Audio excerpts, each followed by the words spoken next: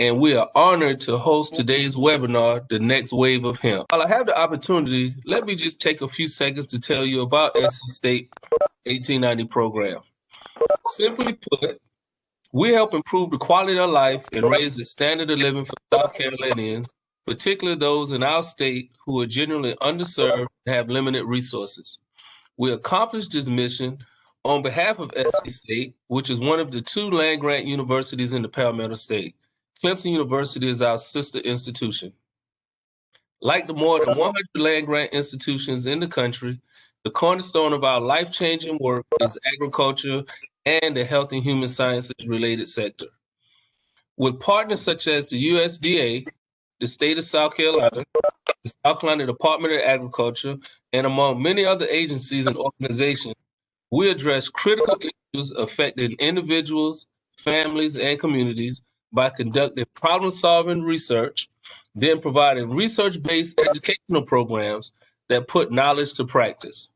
If you think about it, that is why we've all gathered here today, to exchange information and ideas on what has become one of our states and even the nation's leading emerging crops, which we call hemp.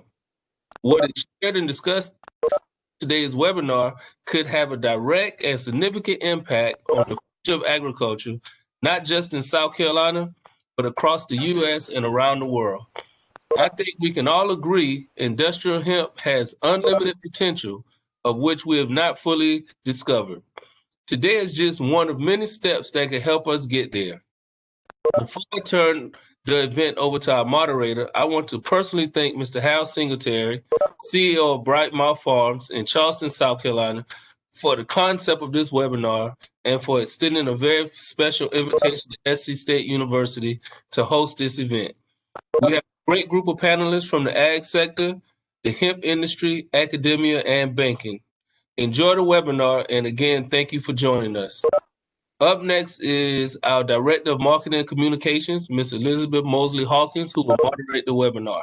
Liz, turning it over to you. Well, thank you so much, Dr. Whitesides, and good morning to each of you. Just a few housekeeping notes. Please make sure your device is muted so as not to interrupt today's program. And if you do have any questions, we ask that you place them in the chat feature, which is on your screen. It looks like a little bubble. And if you activate that screen, you'll be able to type your questions in that screen. So at NC State University, we espouse to the ideal that transformation occurs through collaboration. The Next Wave of Hemp webinar is a great example of harnessing the power of partnership to progress.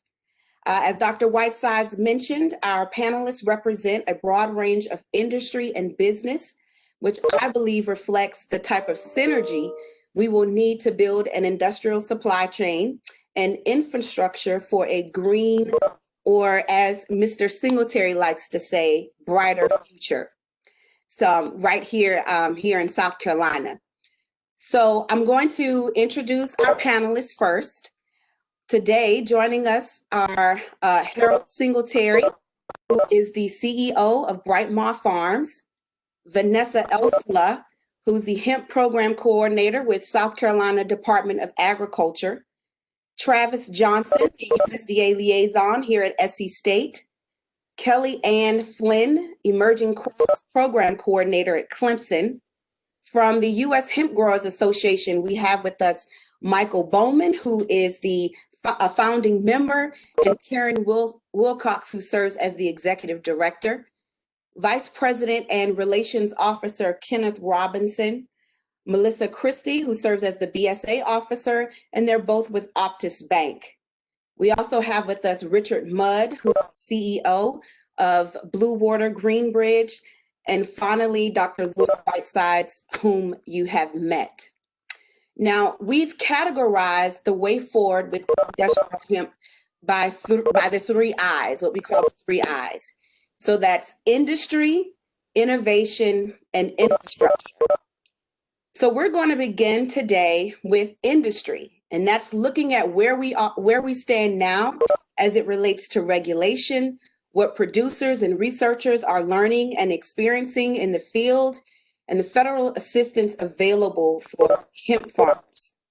So we're going to begin first with Vanessa. Again, Vanessa is the hemp program coordinator with South Carolina Department of Ag, where she works to strengthen and expand the program through licensing and working with South Carolina farmers. Vanessa? Good morning. Okay, so a lot of good things are happening this year. We finally got our logo, our hemp farming logo, going on, and this is my contact information. I'm also on the website. If you need to contact us or our general information line. I wanted to introduce our hemp team. We have a hemp team this year. Last year and the year before, it was really just me. So I'm happy to have some individuals join me. Some of you, if you are farmers on this webinar, you'll see some of your hemp and compliance inspectors. They've been out there sampling, introducing themselves, trying to get in contact with you guys, trying to build our hemp community here in the state. And this is just our general website. If you need applications, forms, and documents for farmers, the permits that were released, we always publish it every Friday. We update it. Individuals in the hemp industry, our resources, our state plan, and any news releases related to hemp. So our department is building. We have about 6 people now that are in the hemp program, where we've been focusing on regulatory this year because our new state plan came out. There's been lots of changes. 2 years before it was a pilot program. We're now a full-fledged hemp farming program. So we've been focused on regulatory, but next year we're going to start putting more resources together. We're talking to the community. We're going to need some feedback from the farmers of their experience this year with the documents. All the documents were new. It was a little bit more heavily regulated this year because we're working with USDA and we have our new state plan. So there was a little bit of growing pains, but I think that reaching out to the community and the hemp farmers of their experience is going to help us launch this off next year. So yeah, that's pretty much it. I know that you had a couple questions for me regarding the experience for the hemp program in the last couple years. Yeah, so one of the questions we wanted to ask is, from the launch of the program to now, how has the journey been for SDCA as well as for the farmers that you've been working with? Well, the first 2 years, it was a pilot program, so there was a lot of information that we didn't really know. We let farmers sample, working with the labs, and we're also Delta 9, so there was a lot of leeway going on the first 2 years, and it was only 20 farmers the first year, 40 farmers the second year, and then the state plan changed in the middle. So now we're up to 266 farmers. We moved from Delta 9 to total THC, so that put the farmers at a little bit of disadvantage because we didn't have stable genetics here in the state.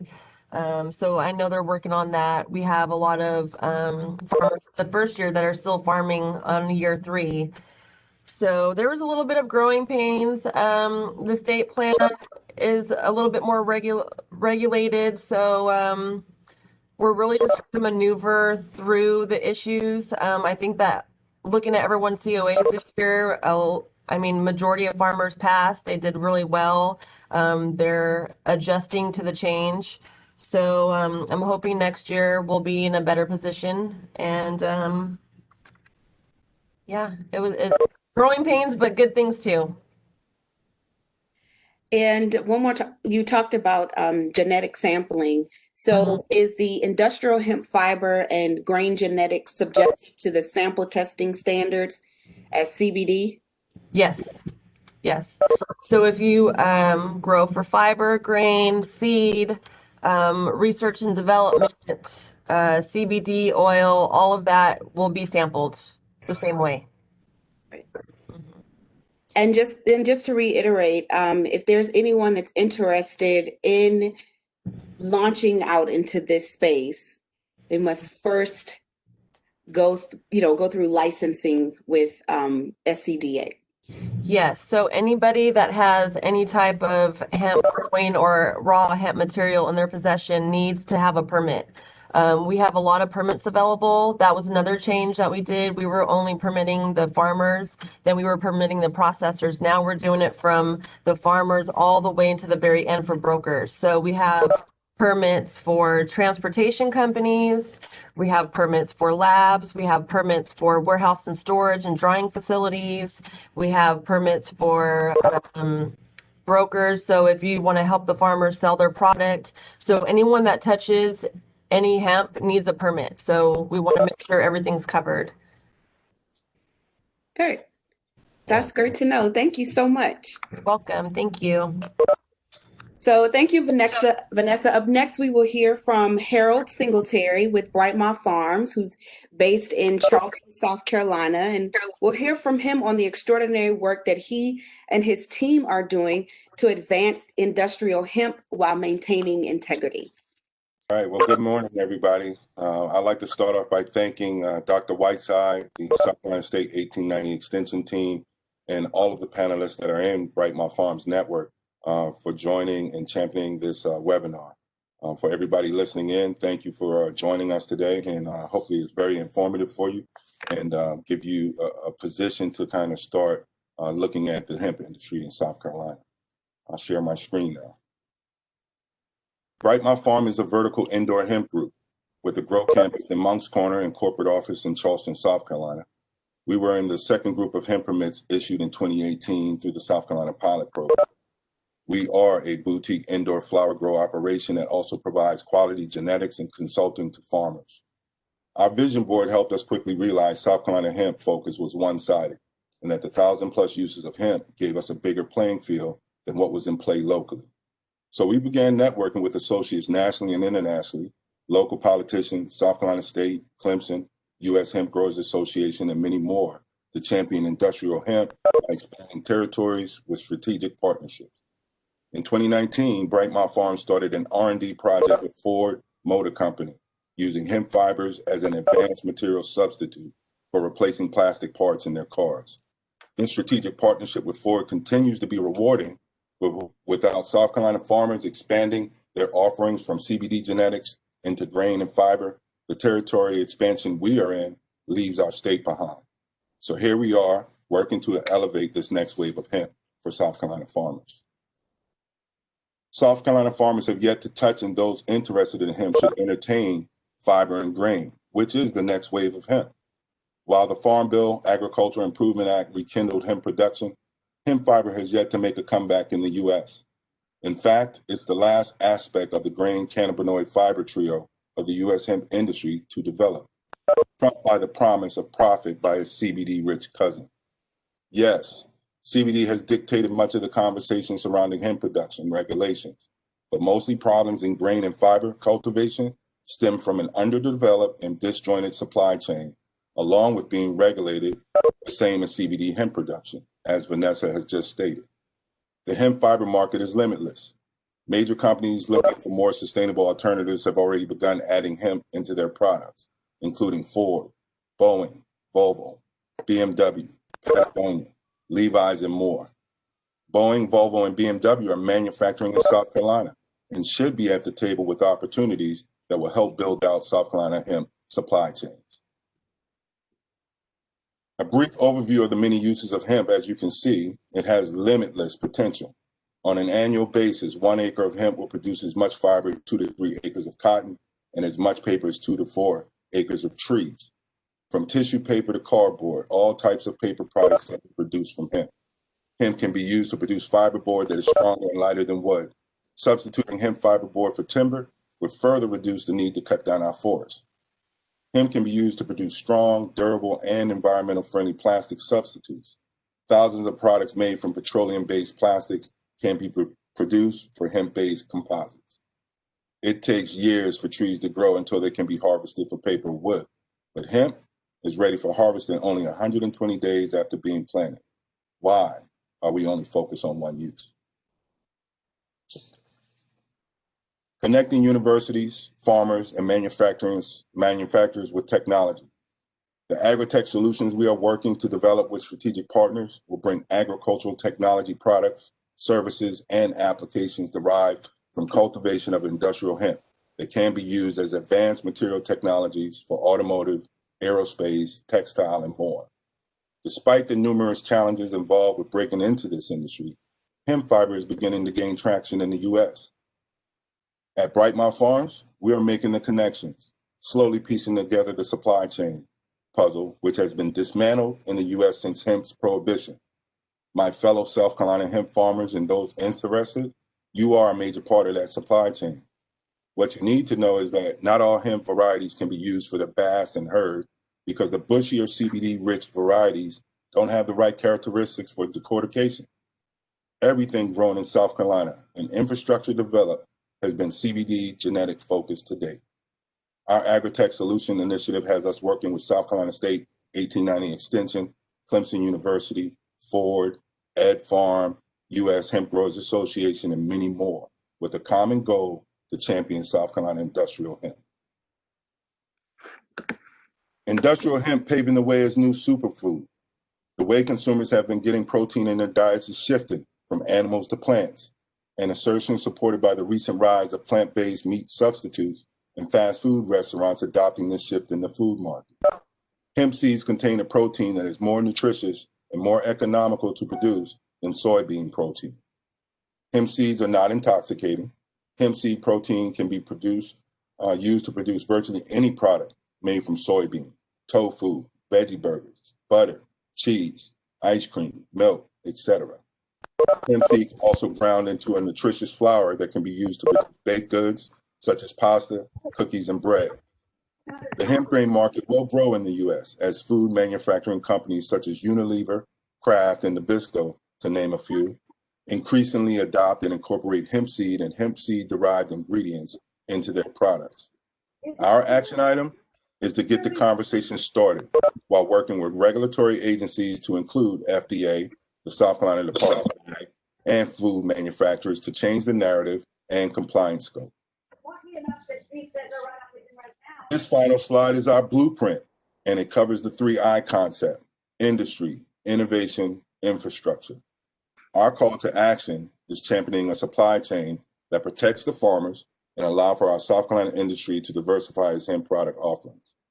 Let's change the narrative and write the next wave of hemp story together in this emerging market. Thank you.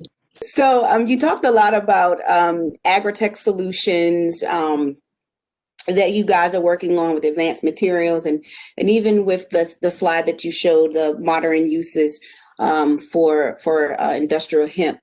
Talk to us a little bit about the next wave of hemp opportunities and how Brightmouth Farms is championing the journey that you spoke of. Good question. The next wave of hemp for South Carolina, the opportunities are definitely connected to the variety development, fiber, grain cultivation with agri-tech solutions. Brightmouth Farms brought the panelists on this webinar together as the first wave of this journey to champion South Carolina industrial hemp. And we will continue to bridge the gap as South Carolina hemp stakeholders with our strategic alliances. But the conversation has to start bringing in South Carolina Department of Ag, our regulatory agencies, FDA, DEA, governors, politicians, because early in Vanessa's comment, everything is being compliance tested and regulated based on CBD and the rules in place. If I'm doing industrial hemp for fiber that's going in a car, why does it have to be 0.3% THC to our total THC?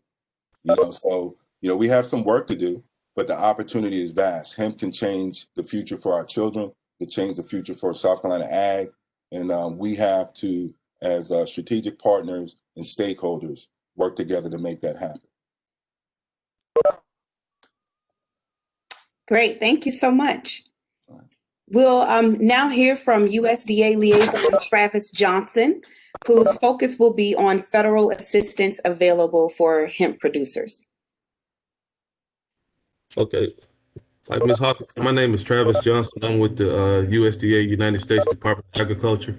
And a couple of things I'm going to talk to you all about is the programs for hemp producers, here in the state and nationwide as well.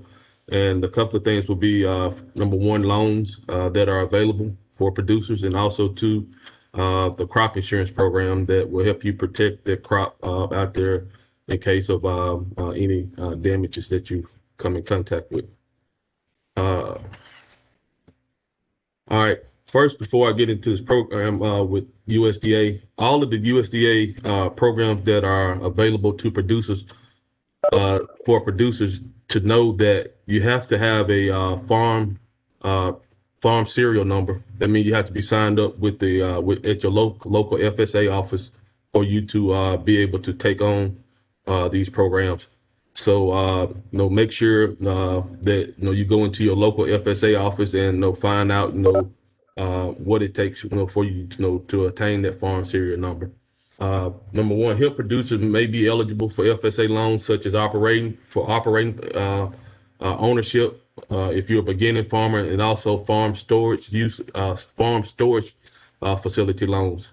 And then that's again, contact your local FSA office to where they'll be able to explain more into the depths of the program and the eligibility for it. Some of the requirements, and if you see the website at the top there, I went in there and pulled out the memo that was released for as some of the requirements that are for you to be able to attain a loan for hemp. Number one of the things I saw in there was all producers must be licensed under a state or tribal plan approved by the USDA, and the FSA office must have a copy of the producer's current license before approving loans. Number two, producers must have a contract with all required provisions for projected income, cash flow purposes. As a lender must be able to determine that the applicant has the resources for repayment. Lenders must ensure planned hemp acreage matches the acreage reported. One, FSA would not pay for crop disposal nor covers a lender advance to pay for it if the hemp surpasses the 0.3% THC limit. Hemp producers license cannot be transferred, which has implications for lending as well. Business plans must be based on data from reputable sources, as well as realistic assumptions and historical information. Hemp will be considered like any other commodity as long as it was produced under a license.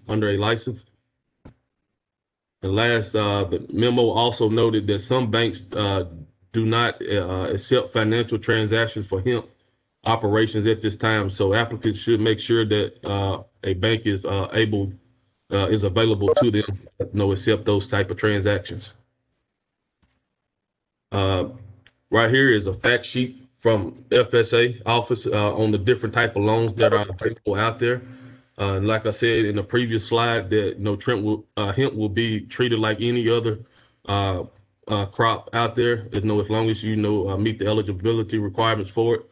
But these right here are the type of loans that are available for the crop. And as you can see, under certain, like saying it was buying land on the farm, is based on the rate that is out there, and you can also finance that loan for up to 40 years, saying if you was buying land.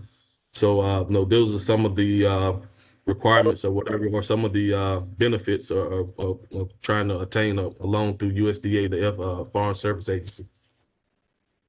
And also too, I have this fact sheet here.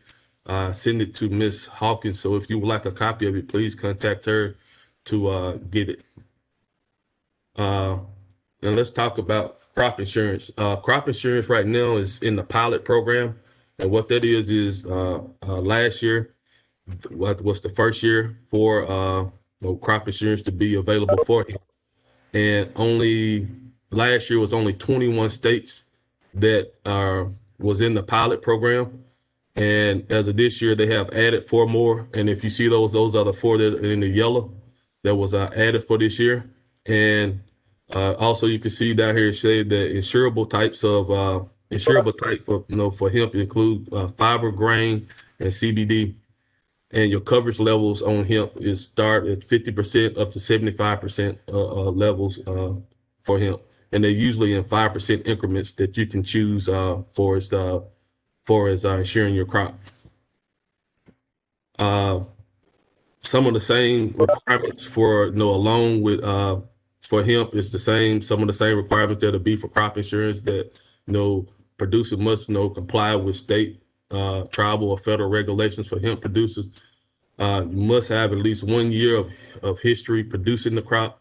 Must have a contract for the sale of the insured crop, and must have a license or certification from applicable government authority. Some of the key factors is that the guarantee for hemp are in pounds of production. The variable T yield for insured without 4 years of production history. And what the variable T yield is that they go into a county and use what the county yield is in the place in the event that you do not have those years of history for crop insurance. There is no replant payment. So they're saying if you got a plant and you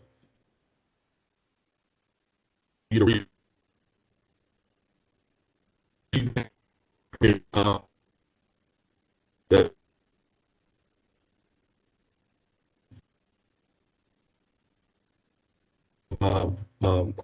the planning period, well, it's not a prevented planning payment for that as well. No written agreement. And what a written agreement is saying if your county that you're in do not have any actuarial data for hemp, that they will not go into another county or another state and pull data in for you to try to obtain crop insurance for that. There's no contract pricing, and the minimum acreage requirement is 5 acres for CBD and 20 acres for grain or fiber to attain crop insurance. Some excluded causes of loss for hemp is the THC percentage above federal statutory compliance level would not constitute an insurable cause of loss. Failure to follow requirements of a processor contract. Harvest production affected by mold, yeast, fungus, other microorganisms are not after harvest are not insurable. And damage or loss of production due to inability to market the hemp for any reason other than physical damage from an insurable cause of loss would not be considered as a cause of loss out for on that crop. Some of the options you have here is for risk management offer for crop insurance is the MPC, the multi-peril crop insurance, or the actual production history APH coverage, and also the whole farm revenue production plan. The MPCI with the multi-peril and the APH, both of those are based off of your history of crop. So it's based off of your what are you growing out there and the pounds that you're growing per acre out on your particular farm. The whole farm revenue protection is it take into account everything that you grow, not only hemp. So saying if you're a diverse farmer, saying if you're a row crop farmer, you growing vegetables, you have animals out there, the whole farm revenue protection plan, it is coverage your income. So saying if you was generally making $100,000 a year, well, you can assure that $100,000 a year to make sure you do not go below that under the whole farm protection. So it takes into account hemp and everything else and all other crops that's insurable on your farm instead of you taking out an individual policy for each one of them. And then as of now, if your farm, if your state or county does not have hemp protection for crop insurance, FSA offers the option of what they call NAP, the Non-Insurance Crop Disaster Assistance Program. And so that is available now for all producers that are growing hemp at this particular time. But remember, you do have to have that farm serial number and signed up at FSA to be able to attain these coverages that are out there. This right here, just going over again the different coverage levels on the crop insurance. I talked to risk management agency yesterday, and they said, please put this disclaimer out here. Please turn in your acreage report to your office. This is where they get all of their data from on forest, how to insure the crop, know what the production is, and how to have sound actuarial data out there. So if you're growing hemp and you have a farm serial number, please turn in your acreage reports to your local FSA office. This is the regional office for crop insurance, the RMA, the risk management agency. So if you have any questions on crop insurance, this is the local office, the regional office that will assist you with that. Last thing I kind of want to talk about is the advisory boards, advisory committees through USDA. These committees here report directly to the secretary. And so as you can see, there are close to over 50 advisory boards that report to him. So if you have any challenges, or if it's something out there that is not out there that you think should be out there for hemp, please contact one of these boards. And most hemp producers are going to fall up under the New and Beginning Ranchers, New and Beginners Farmers and Ranchers Board.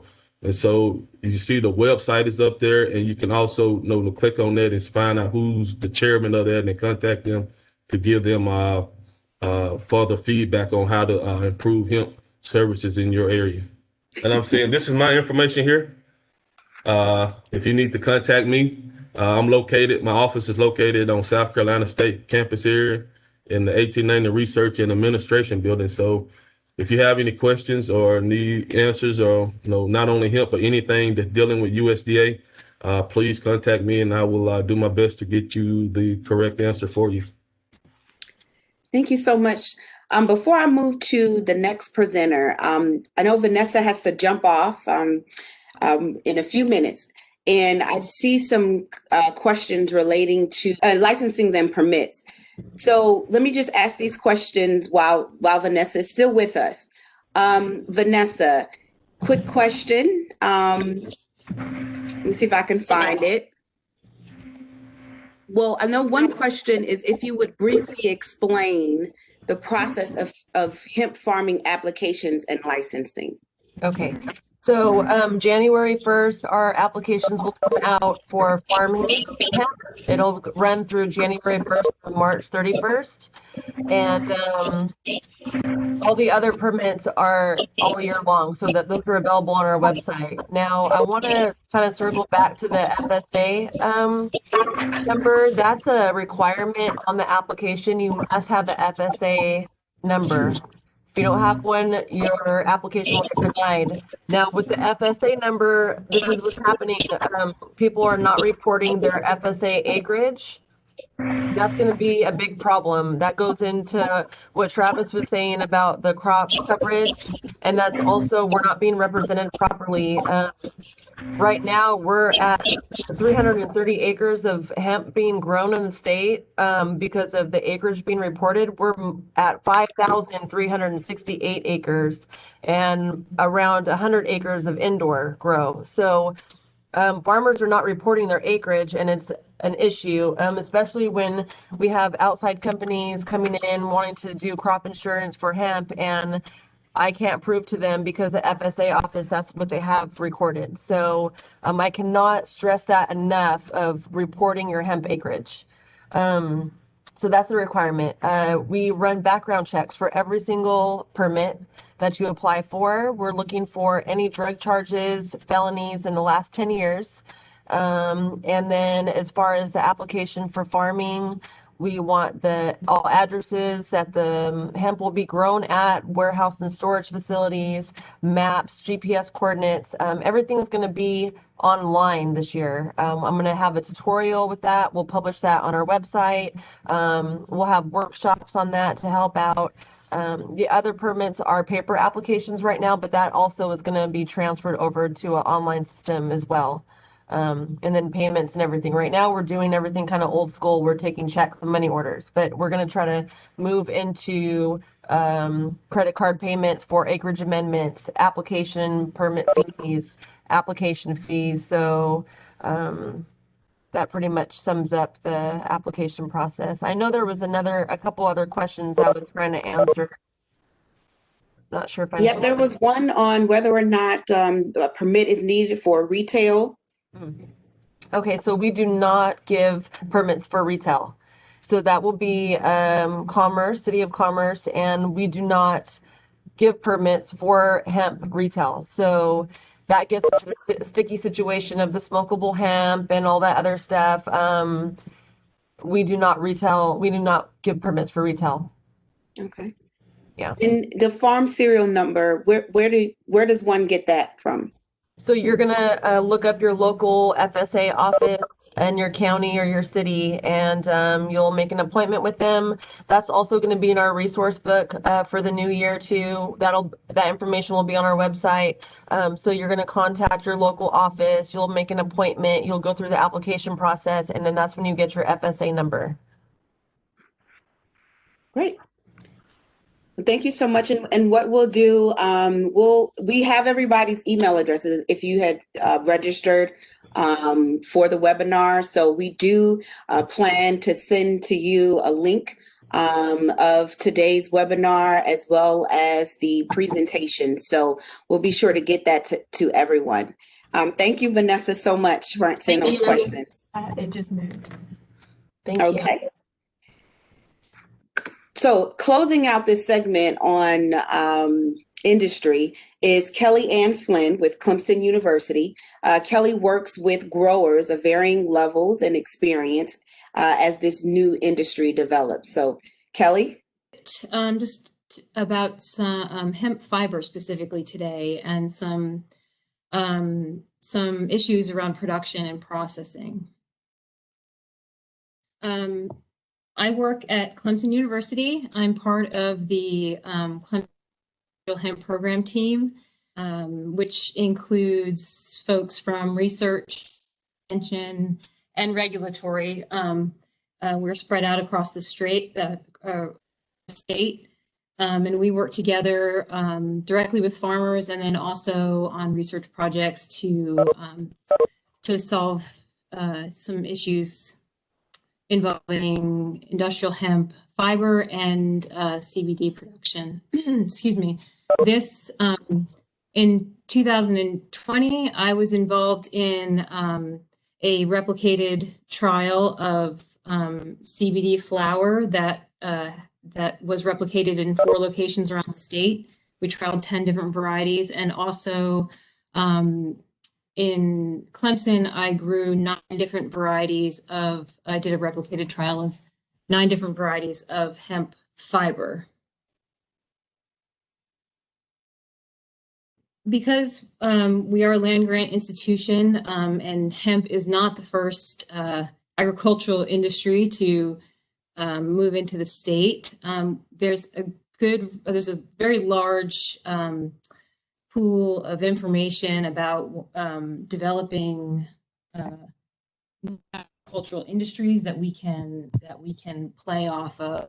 And so I want to talk just for a few minutes about some of the important factors in developing new agricultural industries, and then I'm going to talk specifically about hemp fiber for a few more minutes. So it's important that industry drivers, our industry drivers are key to the advancement of hemp in the state. There's a few key factors that are important to pay attention to, including utilizing partnerships with land grant institutions or other research outlets that involve trialing the actual production of the new crop within the state. Also setting realistic expectations and helping farmers to be successful.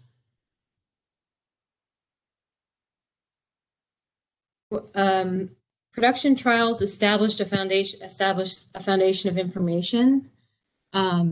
Agricultural-based industries entirely on the success of a specific crop.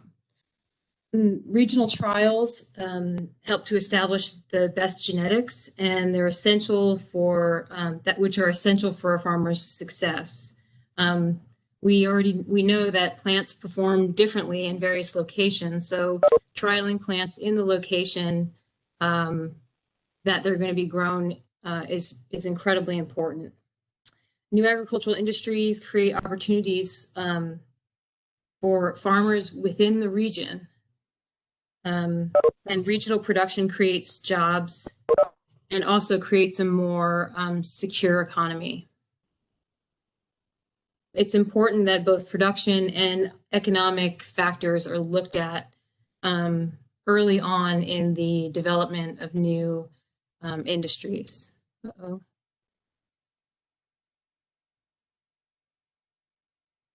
So another thing that industry drivers need to pay attention to is creating realistic expectations.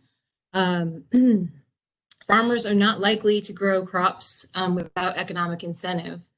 However, overpromising profits can lead to problems and possibly failure.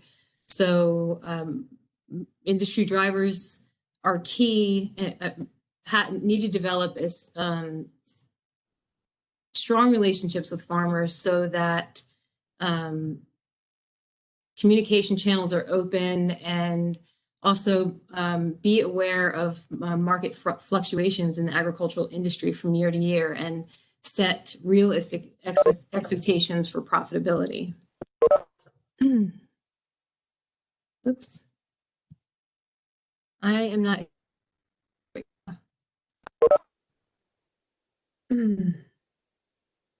Industry drivers should also avoid soliciting farmers unless they have access to the most relevant and up-to-date production and processing information.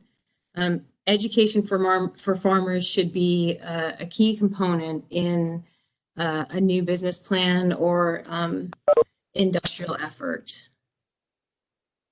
So these are points that we've been able to glean from, past experiences with other agricultural industries, and it's important to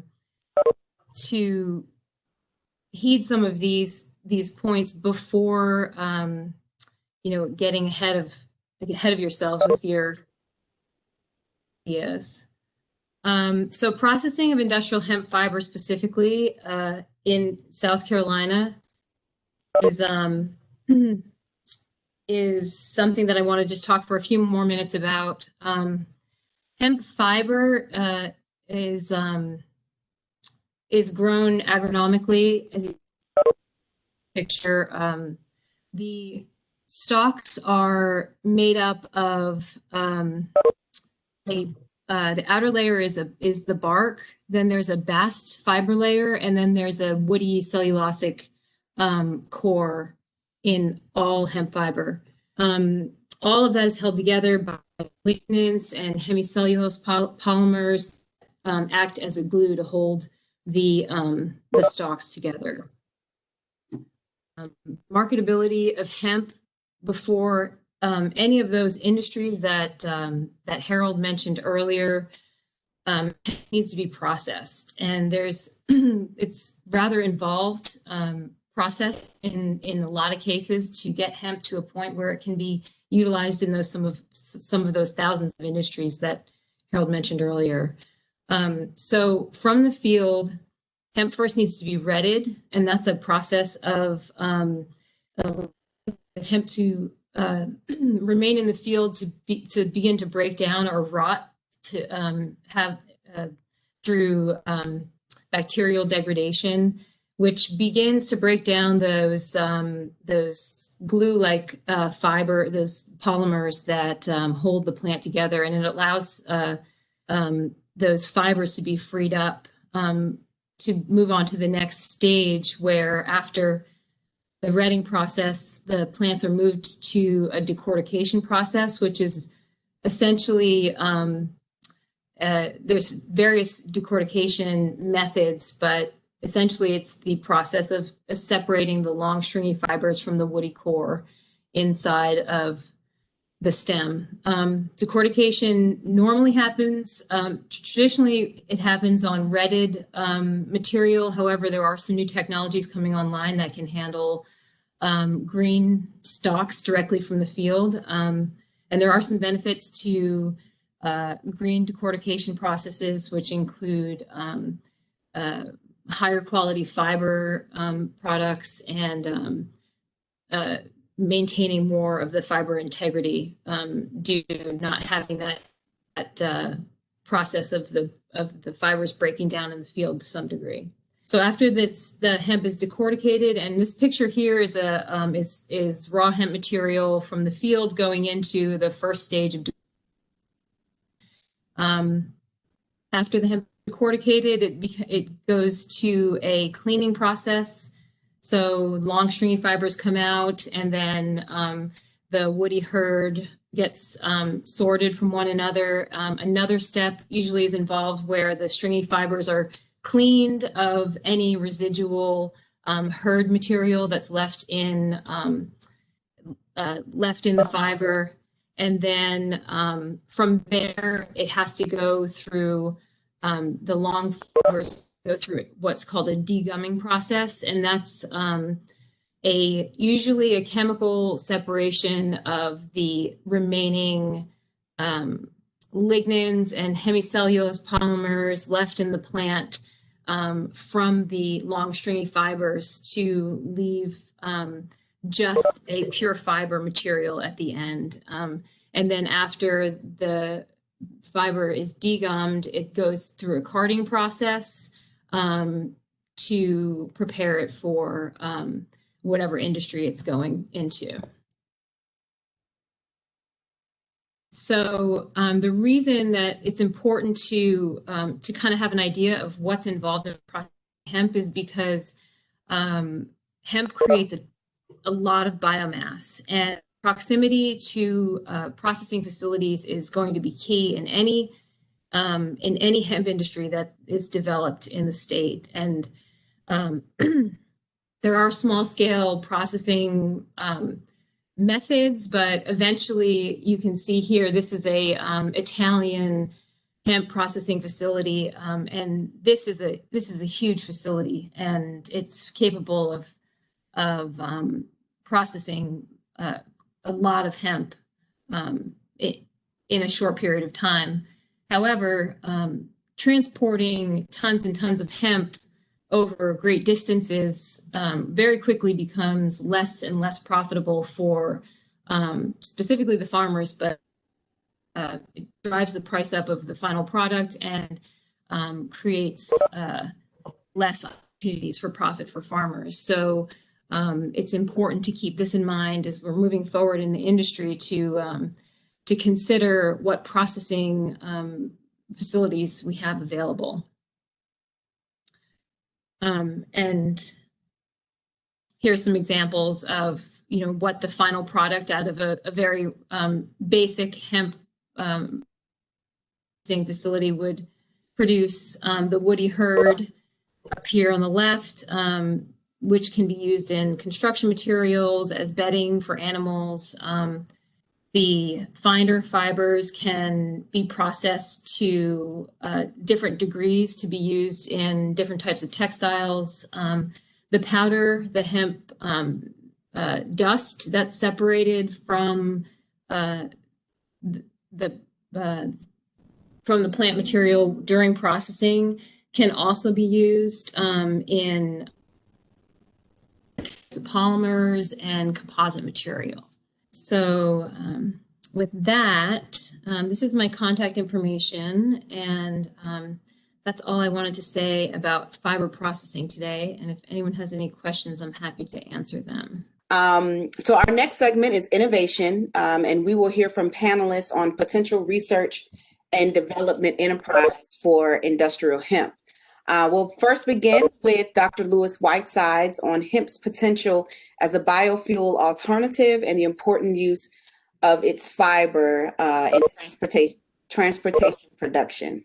Dr. Whitesides? Now, we've already conducted a lot of research into plastics. We have an outstanding professor here, Dr. Hamidi, that has uncovered how to get your traditional plastics from where it is back to a petroleum state. And that was our first push into plastics. So now we're looking at hemp as an alternative to plastic. One thing that became apparent is everything plastic can be made from hemp. And plastics made from hemp are biodegradable. And what does that mean? In 2018, our plastic generation was 35.7 million tons in the United States, and only 3 million tons was recycled. So where's the rest of that go? Buried in landfills, what can get into our groundwater supply. And 2.8 billion barrels is used just to make the plastic. So when you're looking at all that's used and all the energy used as far as plastic is a nuisance to our community and our society. And the rest of it, you know, you always see the commercials and talk about all the plastics and the animals getting caught up in the plastic and eating it and all those kind of things. So plastic is a really, really nuisance for us as a country and as a world, and hemp can alleviate that. And so our research is looking for opportunities to help alleviate those kind of things as far as plastics go. All right, next, biofuel. Okay, biofuel, again, oil, we having all the conversations about diesel fuel and those kind of things. But I think what people don't get as far as diesel fuels go, and I'm a statistics guy, so that's how I look at it as far as the data goes. We know we talk about ethanol, okay, 14.6 billion gallons of fuel gallons of ethanol is used in the U.S. every year, okay? 14.6 billion. Now, when you look at hemp being able to replace that, all of that comes out of the supply, okay? All of that comes out of the supply. Now, we look at diesel fuel, which is a really, really big deal, and how it pollutes the environment and those kind of things. 47 billion gallons and 1.1 billion barrels of oil actually goes to trucks and cars and all these kind of things that actually pollute our actual environment. So hemp as a biofuel is something that we really focused on getting it done. So now we look at ethanol is really used from corn and soybeans, and as an agriculture community, you know, we try to get away from that because that's taking, you know, food out of our food supply, you know, out of our food stock. So, but we still do it to produce ethanol, and we'll be able to eliminate that if we go to hemp as a biofuel. Now, when we look at the other big thing for us, transportation, you know, as several panelists, I know Mr. Singleton talked about as far as the, you know, he talked about as far as car production in our state and what we actually do. BMW is here, Mercedes-Benz is here, and Boeing is here. So we have to get into this space as far as hemp replacing our plastics. Now, one thing about hemp, it can replace your plastic and metal components of the car, and they're starting to see that already. It has a high strength component and is really less expensive to produce. It weighs 30% less. So with us weighing that less, it's the car is a whole lot more efficient. So when you're talking about hemp, you're talking about production. South Carolina is a heavy transportation state, again with BMW and Mercedes, and so and Boeing. So now when you think about producing metal, our port is one of the largest ports in the world, right here, and definitely the largest on the East Coast. So think of all the container ships that come in with all the metal containers and all those kind of things that actually gets transported up and down our highways every day. Hemp can play a significant role in reducing these things. So hemp production for us is going to be inside the actual sustainability area, and that's why our focus on research is going to be. And I want to recognize some strategic partners that we actually have in this. Of course, Brightmore Farms is up first, who actually approached us about having this webinar and actually starting this conversation. Mr. Singletary. Then we have Hemp Grid with Artie Perry and Jason Ergo. We can put some things together with them. You got Branchville Family Farms with Mr. Kevin Summers over there in Branchville.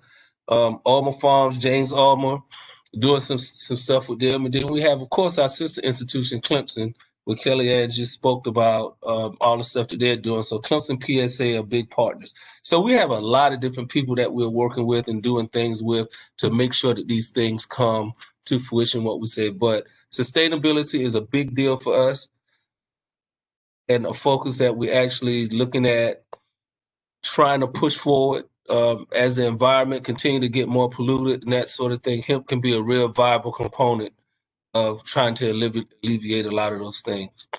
So with that, Liz, I'll turn it back over to you. Just want to give you a kind of a quick overview of some of the things that we're working on, but sustainability is our thing. Thank you so much, Dr. Whitesides. We'll now hear from the U.S. Hemp Growers Association, Karen Wilcox and Michael Bowman. Among its many functions, the U.S. Hemp Growers Association works with farmers to share best agricultural practices for hemp growing. So, Karen, we'll start with you first, and then when you're ready, you can toss it over to Mike. I'm so delighted to be here, and as I begin, I want to just say how fortunate growers are in South Carolina, because today shows that there is a growing support for growers of hemp and knowledge base that's increasing, and we really appreciate that. Go with the next slide. U.S. Hemp Growers is a national nonprofit organization. We're aimed at enabling hemp growers to share best practices for planting and to advocate together for standards and regulations and those best practices. And we want to provide information to farmers about hemp and the issues around growing it. We also answer questions for the media and educate about hemp. So we're quite a new organization. Our board members come from all over the United States and include Harold Singletary from Brightmore, who is a member of our board. We have 15 members, and growers are always the majority of our board. It was very important to us that we be sure that growers really had a voice. And while we welcome allied support from processors and from others, we are a grower organization, and we're run by growers. Our members also come from all over the United States, including the major hemp states like Colorado or Washington and Oregon, but also those just beginning to grow. And what's happening is that we've been able, for instance, to have some of our very experienced growers post videos and give webinars to show beginning growers major things. And we're planning to do that in the planting season ahead. We did it in the harvesting season, and we'll be doing that again. We also affiliate with state hemp coalitions and membership organizations, and right now we are affiliated with the Midwest people, Texas, Missouri, and other places. Next slide. I always say that hemp would still be illegal in the United States except for CBD and its effects on epilepsy. It was very, very hard to get the Congress to see that we should permit industrial hemp to be grown again in the United States. I recently saw a appellation for for hemp, industrial hemp, and it was called the sober hemp, sober cannabis. And we had a very hard time getting people to understand that industrial hemp had all these uses, and but the CBD helped us to do that. But all that time of the 70 years when hemp was not permitted to be grown, blocked research on cannabis and hemp. And we're fortunate, as you've heard today, that we now have research going on both the uses and processing of hemp and also seed development, which is very important. We're beginning also to see what hemp can do in our environment, not only because it's a sustainable product, but because it has so many benefits for our soil, for our products, and our personal well-being.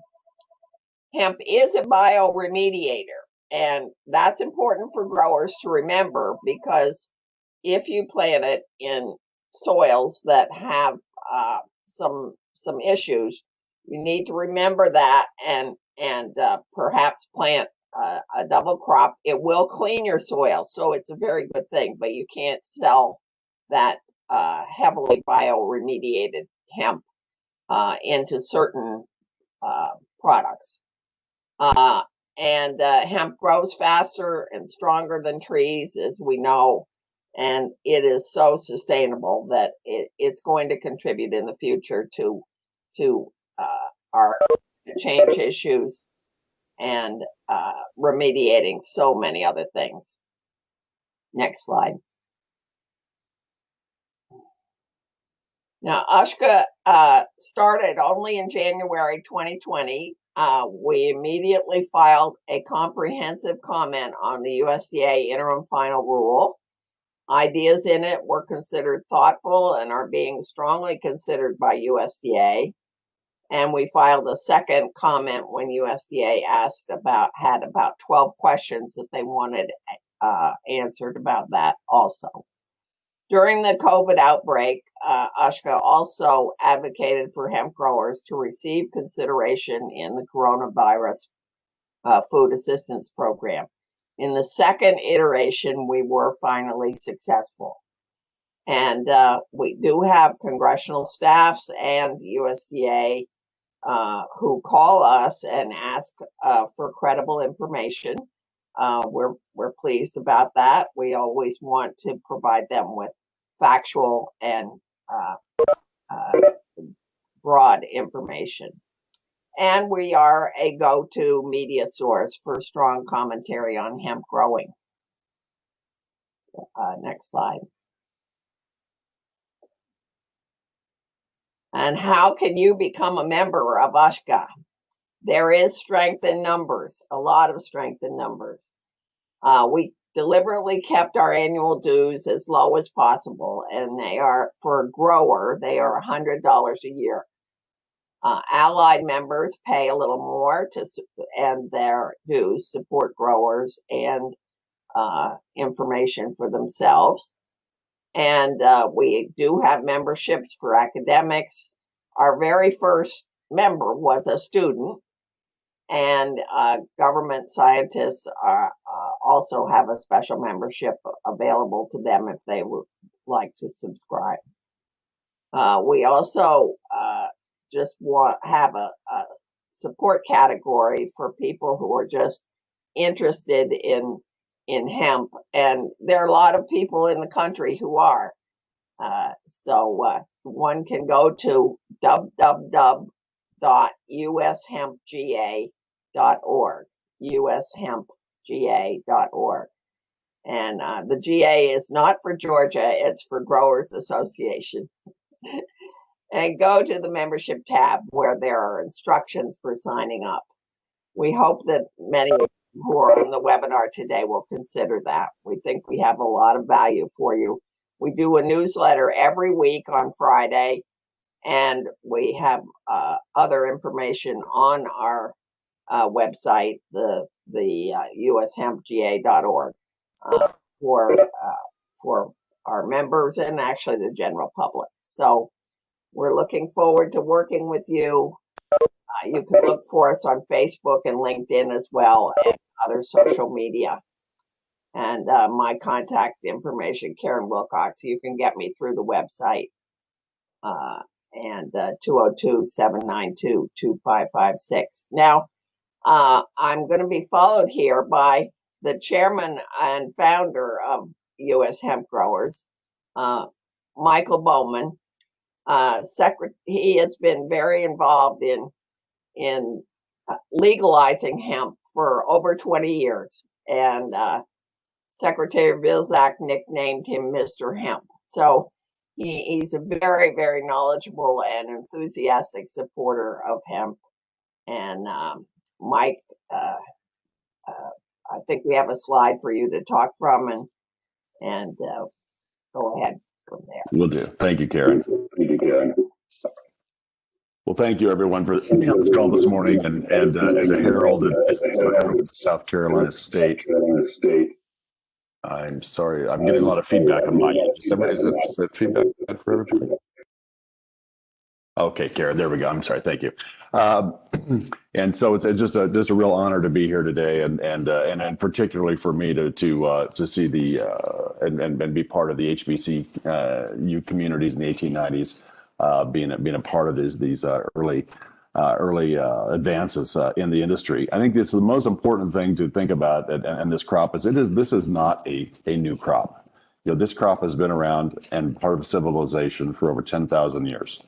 And we've, as civilizations have come forward to today, it's really it was just a brief period of time in the United States where we had policy that prohibited it. When you look at and really we are an industry that is driven by federal and state policy. Those being two-edged swords. They're often driven by in the early days fear. And ignorance, and today we're starting to see an opening of what this plant can be, and still have a long way to go, frankly, with policy. If you look at, as I mentioned, going back, the fun part of the plant for me, and talking about this history and the context is this rediscovery, this reawakening. But you only have to go back to 1937 to find that when the Marijuana Tax Act was put in place, it effectively ended the industrial hemp industry in the United States at a time when Popular Mechanics was calling it the next billion-dollar crop in the United States. And except for a brief period of time during World War II, during the Hemp for Victory campaign, where we realized that hemp played a very important role in our war machine, we briefly had a period where farmers were coerced to grow hemp across the Midwest, and our government building 43 processing facilities, really for fiber, for the rope, and for the material for the uniforms of our sources. So that started in 1937. Prior to that, we had a very robust hemp industry in the United States, and so from really 1937 to 1970, although hemp wasn't prohibited, it was taxed heavily. And it was a very convoluted system that prevented almost everyone from growing it.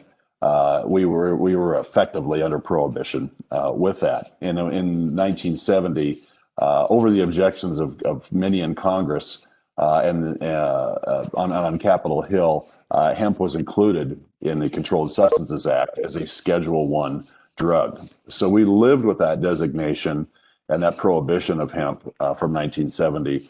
Really, until we began the process of unwinding this when Colorado in 2012 became the first unit of government in the world to end prohibition on the entirety of the cannabis plant, and particularly in our Colorado Constitution gave our farmers the right to grow hemp. So really, just from 2012 to today, we've worked on policy, we've changed the policy, and opened the doors.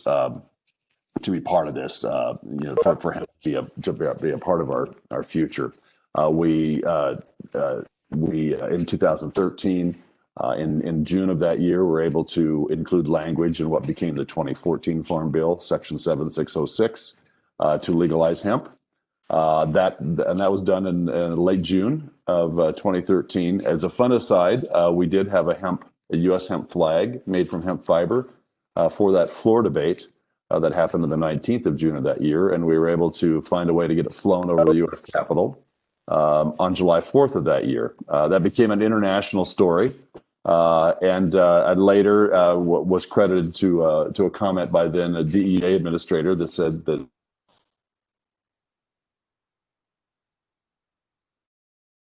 the Capitol, it was the worst day of her 33-year career at DEA, and that she was against all illegal drugs, even the flag-making kind.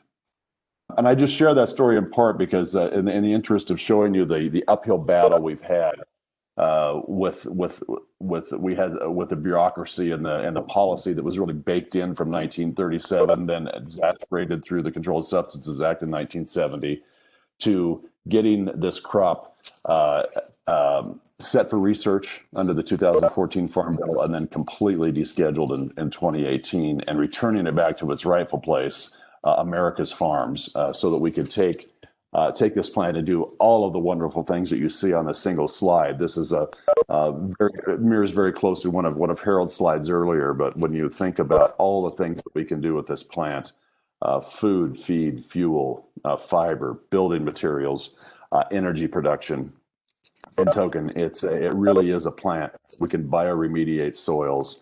When you think about the early days of George Washington Carver's work at Tuskegee, when he was talking about and talking about rotations, and he was an environmentalist at heart, the things that he didn't ever use the hemp plant in any of those studies of his, but the ideas of rotations and rotating crops and what the rotations for the environment were clearly in the spirit of what he was doing in those days. So we know that I would share one of Harold's earlier comments about THC levels. We are constricted by a number that is a federal standard that really had no basis in science. So is our hope that as we move forward in developing products levels in this plant rise, that the natural protectant of that plant is built in. Mother Nature gave this plant the ability to protect itself with the resins on those leaves as a way to fight many of the pests and things that we have to deal with today. It really does go back to, do you really care how much THC is in your biofuels or your fiber or your fiber board? And in fact, to that end, in 2003, DEA took a very similar position on this, that any hemp grown for industrial purposes, it did not matter what the THC limit was. So we have some history with DEA on this plant that is useful for us. We do hope that again we can take policy and be driven by science, and those policy issues will all be driven by your work at these research institutions. So that we can be armed to go to Capitol Hill and do the things that we need to do from a policy perspective that makes sense and give us a way to make our farmers successful. So with that, I thank you again today. Thank all of you. We look forward to working with you and in many ways and rebuilding this exciting industry. Karen and Michael, thank you so very much. Now, we've heard from panelists on where we are now with industry, our potential future in the hemp space and innovation.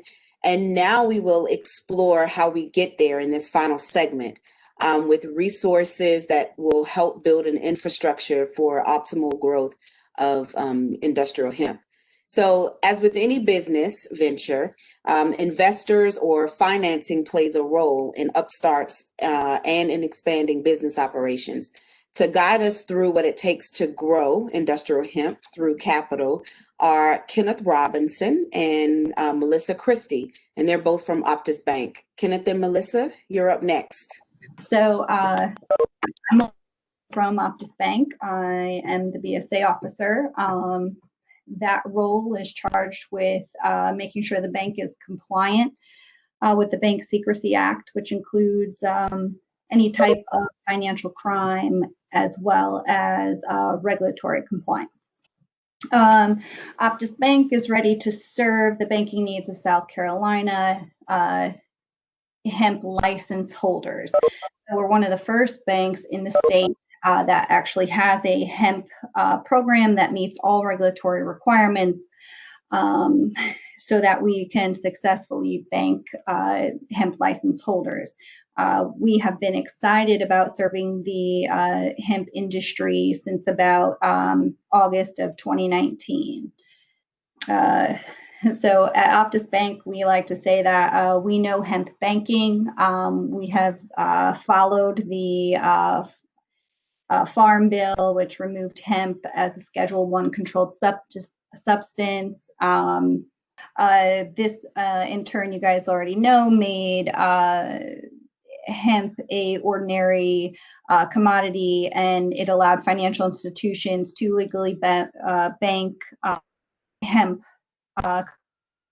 So this is good news. If you're looking for a hemp-friendly bank, the one backset to that is that there are lots of potential confusion over rules and regulations. A few things that we've seen in the banking industry is that some banks don't know what their customers are doing, whether it's right or wrong. Some banks actually like that because what it means that the risk can't hurt them. This strategy is just waiting to backfire. Of course, they'll find out what the customers didn't want them to know and have to write their customers a check and close their account. It's a good way to get in trouble and a terrible way to partner with their customers. This is what financial institutions are not exempt from having internal controls. So financial institutions have a burden of making sure that any customer that they bank is a legal entity, and that none of their business is illegal, especially since we are insured by the federal government. So this is especially true in a rapid growth world of hemp-related businesses, where having controls is key to ensuring that businesses can bank safely. So how do you make it more likely to bank successfully? In my opinion, there are 5 aspects of that: having a subject matter expert, a compliance program, a vetting or an enhanced due diligence review, asking the hard questions, and getting to know our customers' business. So does your bank have a dedicated hemp subject matter expert?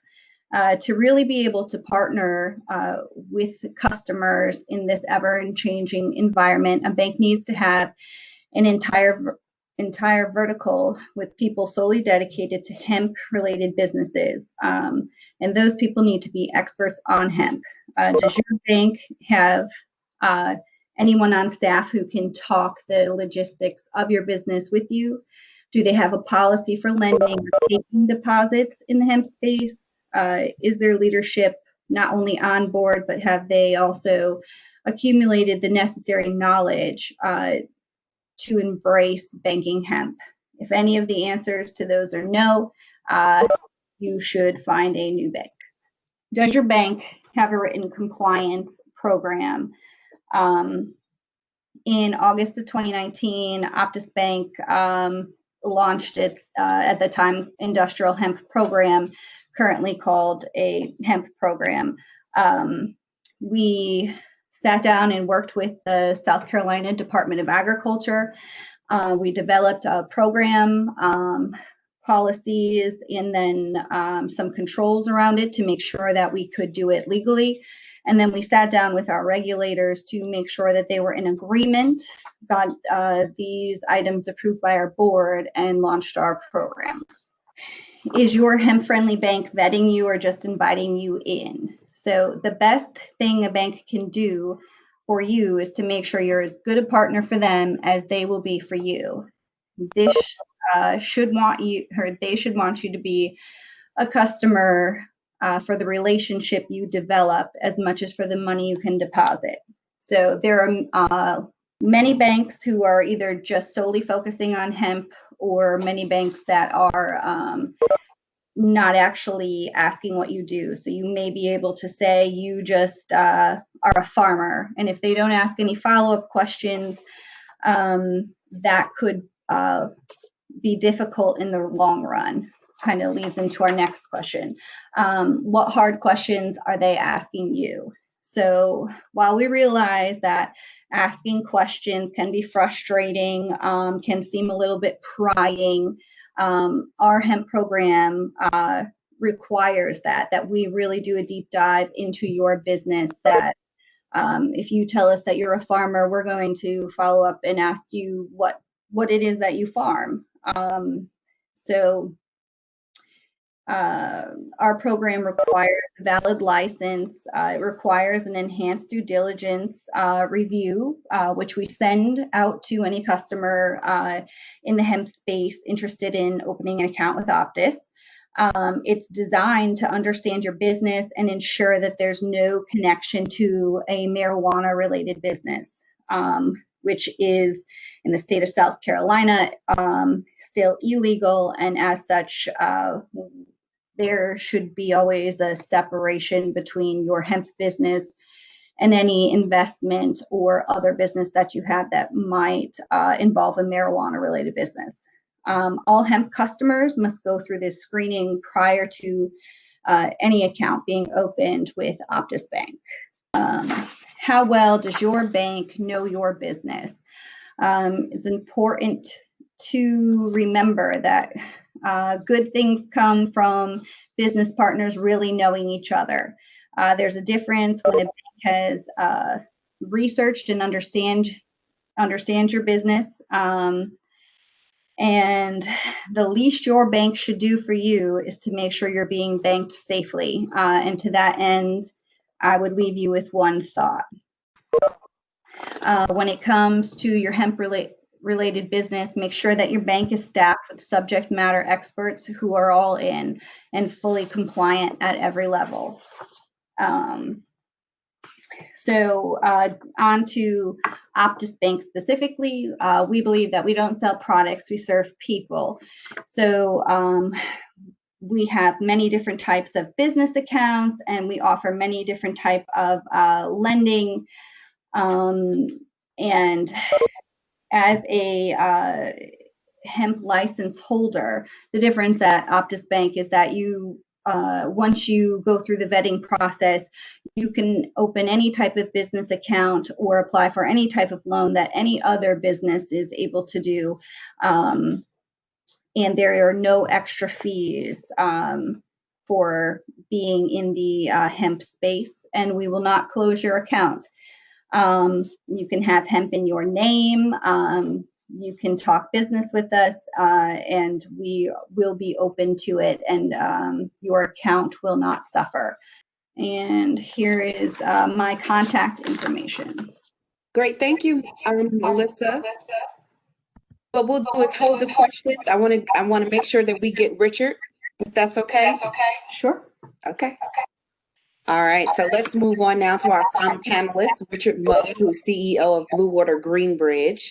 And based in Ridgeville, South Carolina, Blue Water Greenbridge is the parent company of 4 subsidiaries within the industrial hemp and CBD space.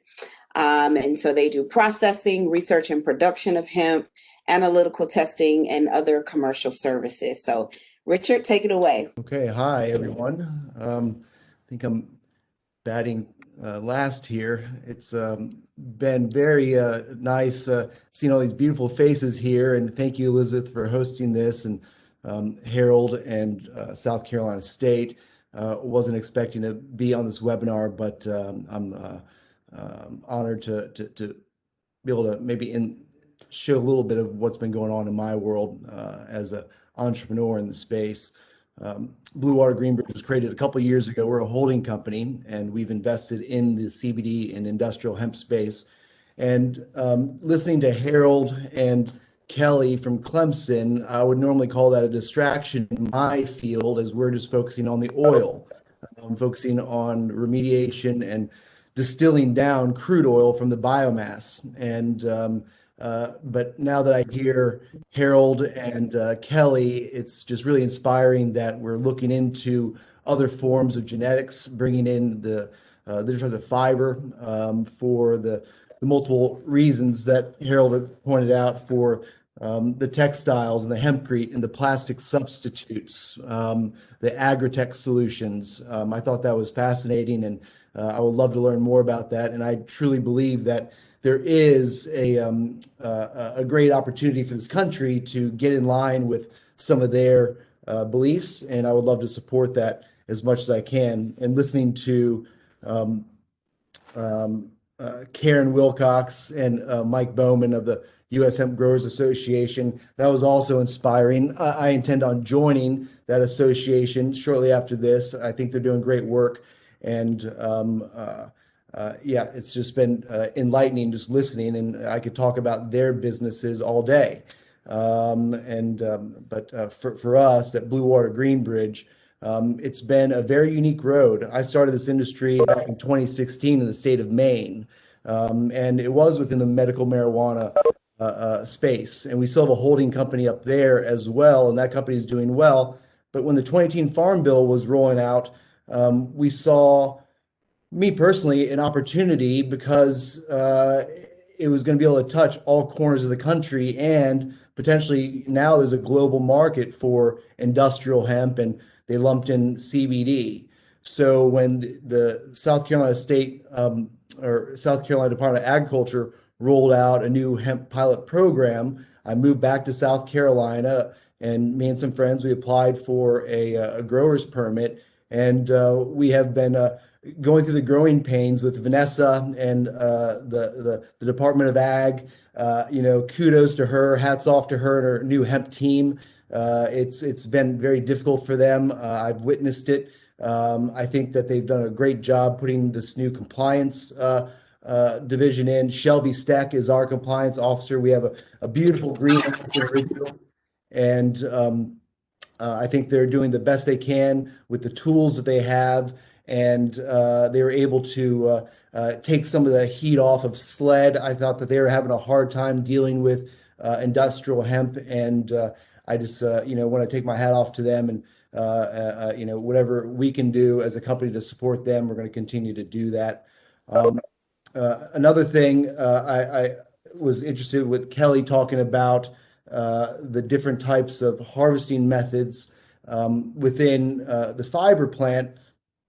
I found that to be very applicable to what we're dealing with in the realm of making oils and distillates. And she had mentioned in the decortication process, getting this green material actually leads to a more superior product as opposed to something that's been rotting in the field and what have you. And we're witnessing the same thing happen in the innovation of these processing methods for making these refined distillates and isolates.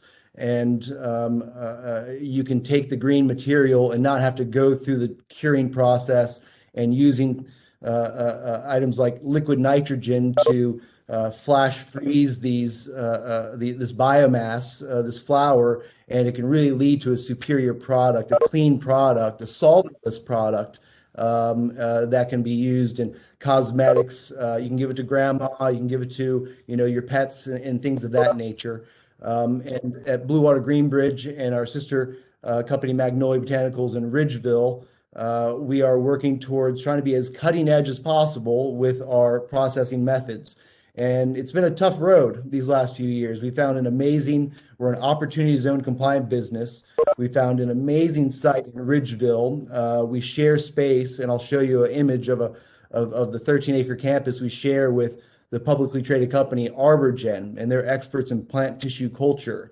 And they've been great roommates. Dr. Weiming Wong, who's their director of in vitro technology, we always thought that us moving in, retrofitting their space, about 2,500 square feet, 25,000 square feet, we retrofit for our purposes to produce CBD crude oil. Our primary extraction facility has the capacity to process up to 25,000 pounds of biomass a day. That's large. It's one of the largest in the southeast of the United States. And we're not done building it yet. We're pretty darn close, but we need some more investment money to come in for us to complete the job, and looking for strategic partners to enable us to complete the build of this rather large processing facility. Down the hallway, I'll show you in a moment, we have these molecular stills where we produce a high quality distillate as well. In the last 2 years, we've raised close to $8 million, and we spent almost every penny of it getting the greenhouse up and running. We have a farm out in Branchville, and buying some state-of-the-art equipment. And the innovation continues to be pressed as the regulations change and the banks are getting more involved. The insurance companies are getting more involved.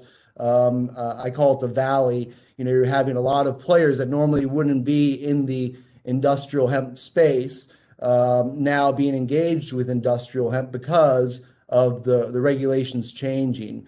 I thought that South Carolina was pretty progressive for a southern state to roll out a hemp program, pilot program, a little bit before federal regulations. That was a nod in the right direction as far as I'm concerned.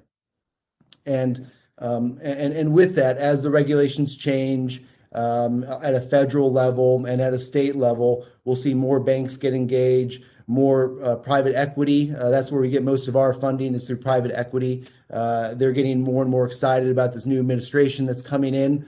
And I think that there's going to be a tremendous amount of opportunity within not only in our space, in the CBD oil and distillate and isolate space, but also in the fiber space as well. So really exciting times for the industry, despite having it's been a tough year for a multitude of reasons. But you have to press on, and we're certainly doing that with Blue Water Greenbridge and our team. On that note, I'll do my best to share a few pictures that we put together so you guys get an idea of some of the things that we've built and some of the people that help build for us. So let's see how this works. So this is our campus in Ridgeville, South Carolina. I fell in love with it the day that I walked to space with the vice president of Arborgen, Warren Banner, who's no longer with the company. He's enjoying retirement now. But you'll notice there's it's a 13-acre campus, and there's the main building that's 50,000 square feet, and it's chock full of sophisticated laboratory space. And now we have our extraction equipment in there. And then you see a 1-acre greenhouse that we share with Arborgen. They're experts in tissue culture, and they do loblolly pine, eucalyptus, and they've also cracked the code with sugarcane. And it's been a lot of fun. We've done a proof of concept with them on different genetics of hemp. Elizabeth, can you see the picture? Yes, I see the photo. Okay, I just got a message saying they couldn't see it. But, Derek, you can see it now. Good. All right. So the next picture is our greenhouse space. We had a wonderful photographer, Taylor Kaczynski, who got on top of that 50,000 square foot building and took a great aerial shot of our greenhouse. We occupy the left part of the greenhouse, and Arborgen does there. You can see to the right, those are their loblolly pines seedlings that came from the laboratory. Those weren't grown by seed. They were grown by tissue culture, which is just a fascinating science. This was from our harvest earlier this year. That's one of our varieties that we've been working with. A lot of R&D. Genetics, as Kelly pointed out, is going to be key moving forward with this industry, both in the fibrous realm and here in South Carolina. There are a lot of great farmers in South Carolina that are trying to figure out which genetics grow better here than other places. The climate here is very hard in the summer, as we know, and the greenhouse operation allowed us to control Mother Nature with the Argus controls. And these are some of our clones with the boom operated systems, which is, it's quite nice to have this. We inherited these technologies when we leased the space from ArborGen. These were some of our mother plants last year that we decided to go ahead and flower out as we were looking to find new genetics. We were going to sell this, but instead we've stored it. We have some great capacity within our main building. And as soon as we get our primary extraction up and running, we're going to turn this flower material into high quality CBD oil.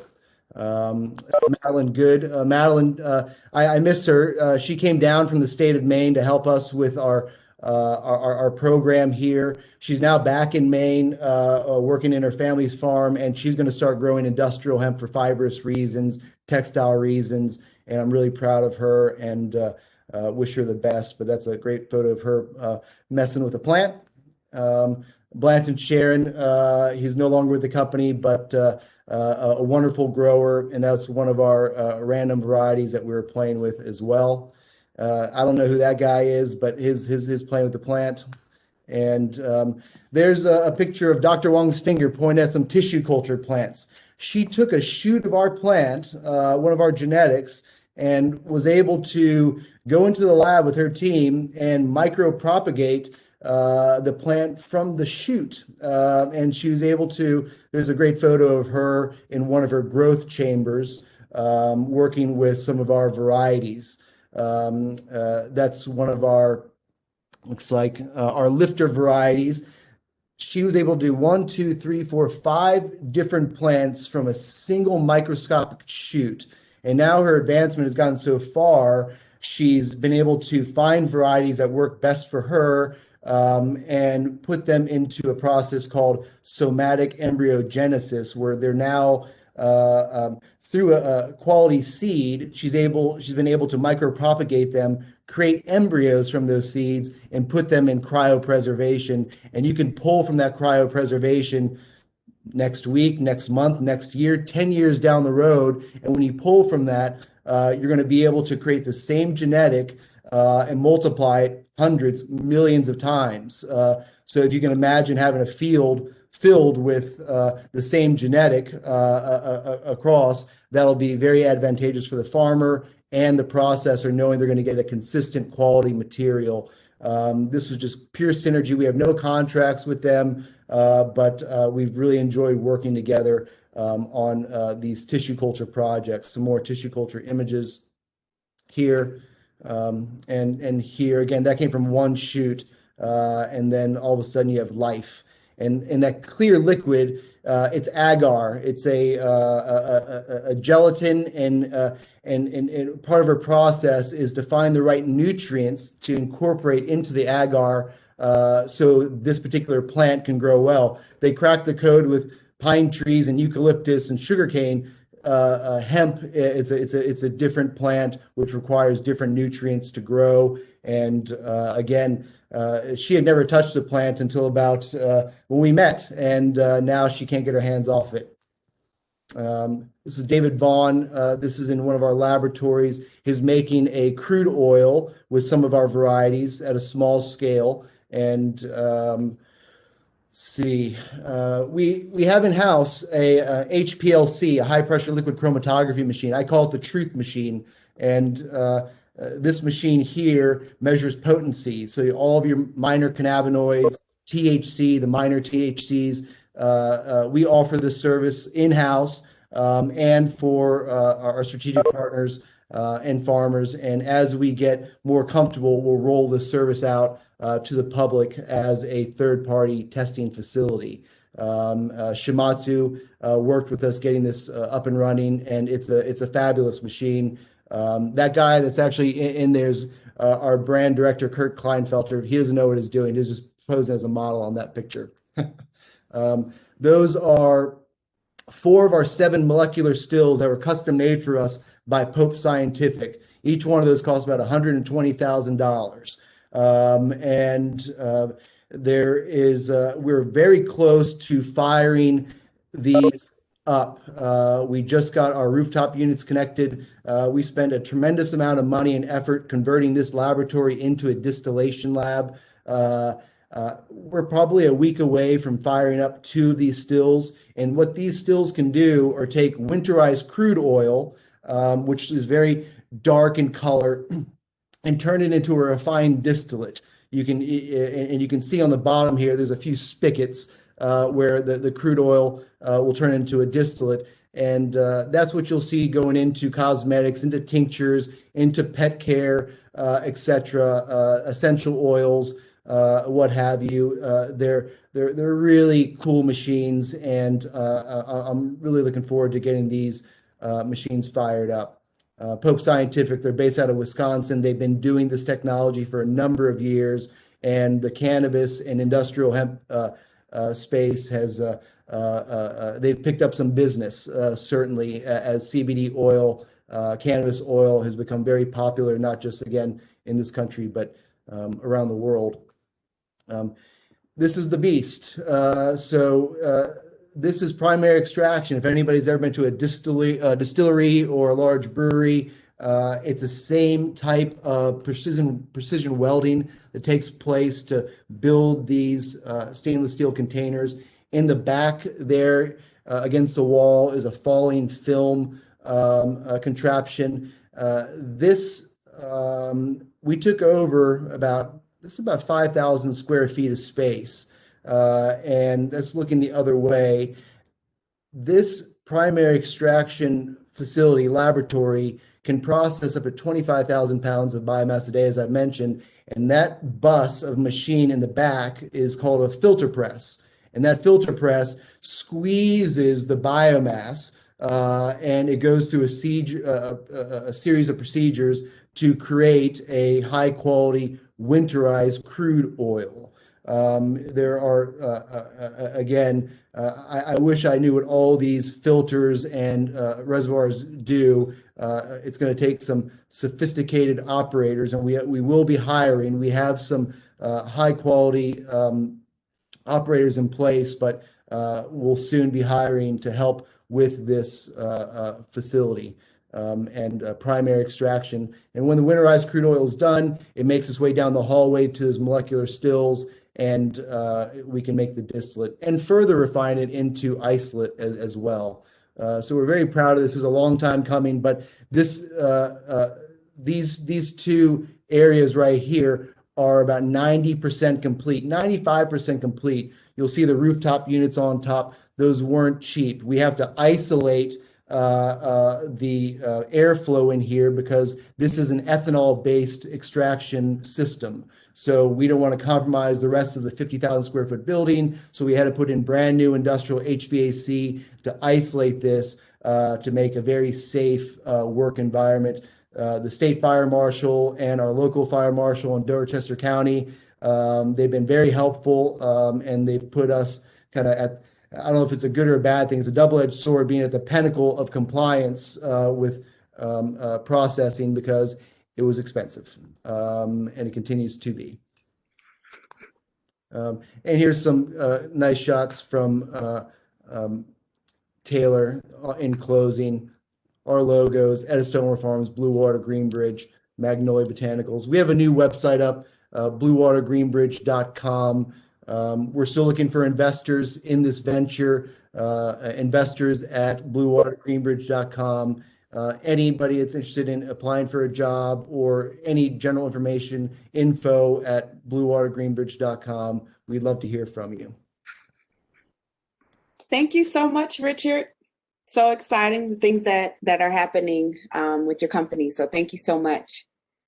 Well, unfortunately, we had so many great presentations. We're actually running out of time.